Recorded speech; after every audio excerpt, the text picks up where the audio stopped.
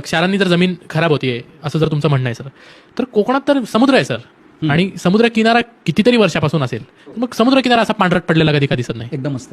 काय माहिती का, त्याच्यामध्ये कारण एकच आहे. दिसत नाही. एकदम मस्त.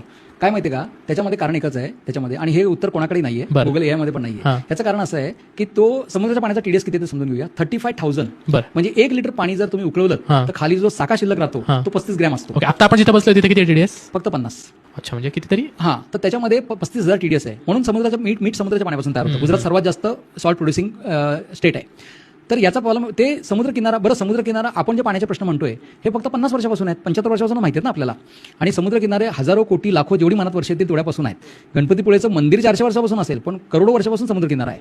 ती भरती अवटी येते, मग पांढरं का पडत नाही याचं एकमेव कारण आहे त्याच्यामध्ये सोडियम आहे. सोडियम आहे, कॅल्शियम मॅग्नेशियम नाहीये. म्हणून मी एक स्वतःचं एक असं, त्याला काही अर्थ नाहीये, पण मी एक थेरी तयार केली.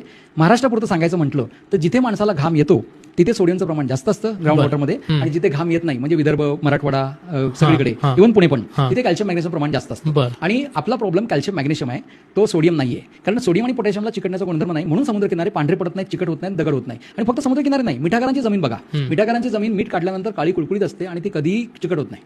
त्याच्यामध्ये जो भुसभुशीतपणा पूर्वी असायचा तोच असतो. आणि आपल्याकडे 15-20 वर्षामध्ये जमीन पूर्णपणे चिकट होऊन जाते.